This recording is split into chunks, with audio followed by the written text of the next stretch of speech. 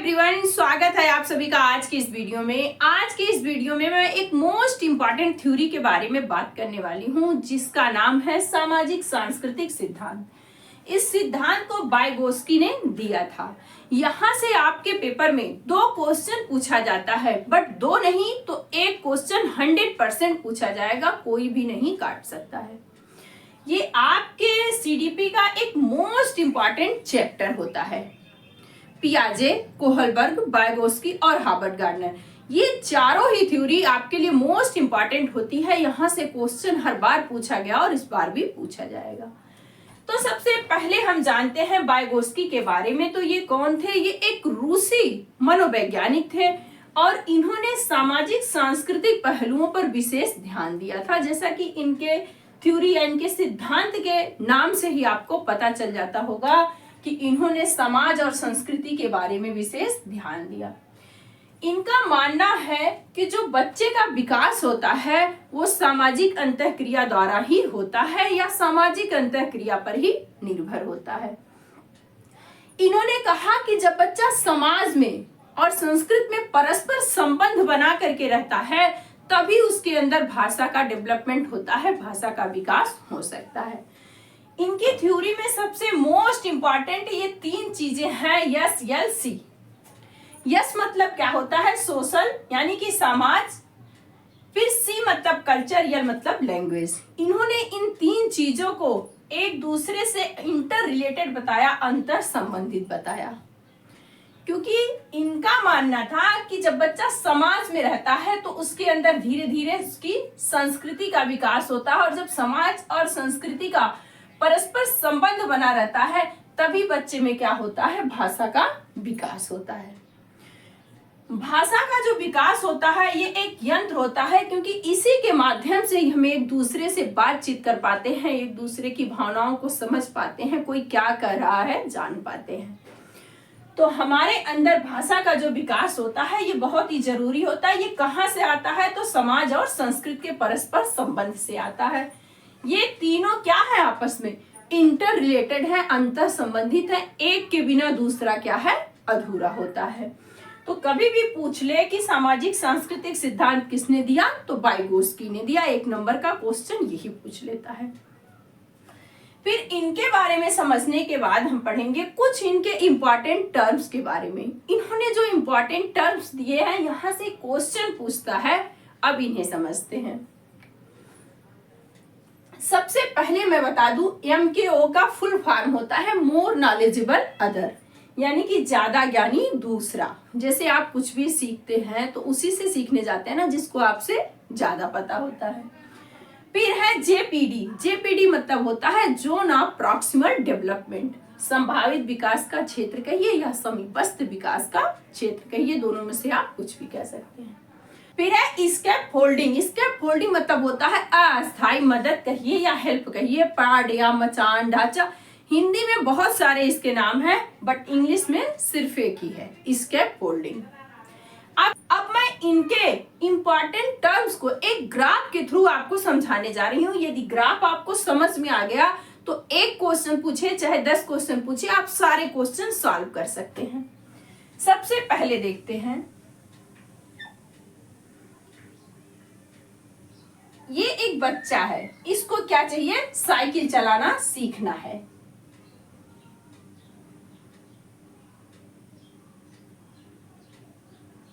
ये क्या है? आपकी साइकिल हो गई। साइकिल चलाना ये किससे सीखेगा? जिससे साइकिल चलाने आती होगी, चाहे उसके बड़े भाई हों, चाचा हों या उसके फादर हों। ये किससे सीखेगा? अपने फादर से। ये कौन है? उसके फादर। ये कौन है? चाइल्ड, बच्चा है। तो जब ये इसको साइकिल चलाना सिखाएंगे तो ये कौन हो जाएंगे? MKO, यानी कि मोर नॉलेजेबल अदर, जिसको इसके बारे में ज्यादा पता हो, साइकिल के बारे में। अब ये बताएंगे ना इसको कि साइकिल का ये हैंडल है, जब हमें रुकना रहता है तो ब्रेक मारना रहता है, ये साइकिल का पैडल है, ये सीट है, यहाँ बैठते हैं, इस तरह से चलाते हैं। तो ये सारी चीजें क्या होती है? इसके फादर इसको बताएंगे। किसके बारे में? साइकिल के बारे में। फादर क्या है? MKO है। फिर है जेपीडी। जेपीडी मतलब होता है एक ऐसा एरिया, एक ऐसा क्षेत्र जहां पे बच्चा सीख रहा हो, उसके सीखने का जो दायरा होता है। फिर है स्कैप फोल्डिंग। स्कैप फोल्डिंग मतलब होता है अस्थायी मदद। जैसे बच्चे को सिखाया बच्चे को इसके पिता ने बताया कि ये सीट है, यहाँ बैठते हैं, ये हैंडल है, ये ब्रेक मारते हैं। बट बच्चा जब साइकिल चलाता है तो बीच बीच में क्या करते हैं, उसके फादर उसे छोड़ देते हैं, फिर पकड़ लेते हैं, फिर छोड़ देते हैं, फिर पकड़ लेते हैं। ये क्या होती है? टेम्पोररी हेल्प होती है, अस्थायी मदद होती है। इससे क्या होता है, बच्चा गिरता भी नहीं है और धीरे धीरे चलाना सीख लेता है।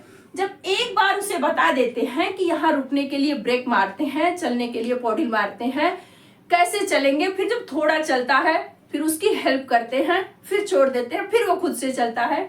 तो ये थोड़े दिन बाद जब वो साइकिल चलाना सीख जाता है तो उसे किसी भी मदद की, किसी भी हेल्प की जरूरत नहीं होती है।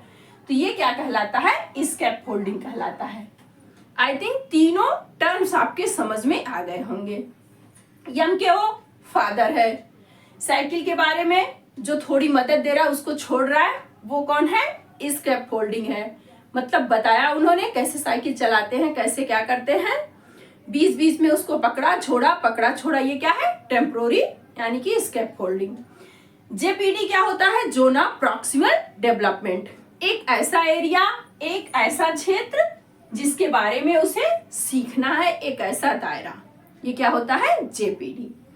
आई थिंक ये दोनों चीजें आपकी क्लियर हो गई होंगी जो इन्होंने अपने सिद्धांत को कहा समाज, संस्कृति और भाषा के बारे में और इनके टर्म्स के बारे में। इन्होंने भाषा के 3 रूप माने हैं, लैंग्वेज के 3 रूप माने हैं, उनके बारे में पढ़ेंगे, उनके बारे में जानेंगे, क्योंकि यहाँ से भी क्वेश्चन पूछे जाते हैं कि आंतरिक वाक या मौन वाक या व्यक्तिगत वाक किसने दिया या किसका है? तो ये वाइगोस्की ने दिया है। इसके लिए इन्हें जानना भी हमें जरूरी होता है।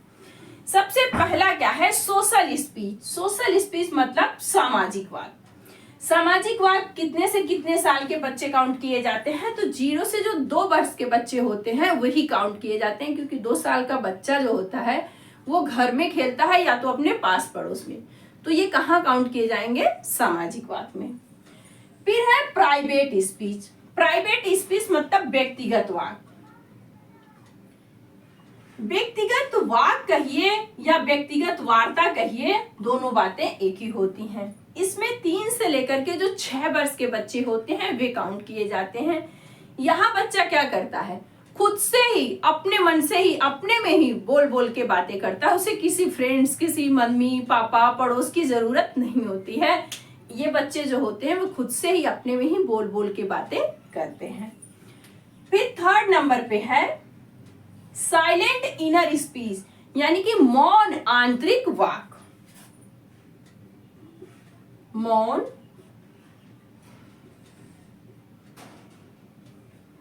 आंतरिक वाक कहिए या वार्ता कहिए।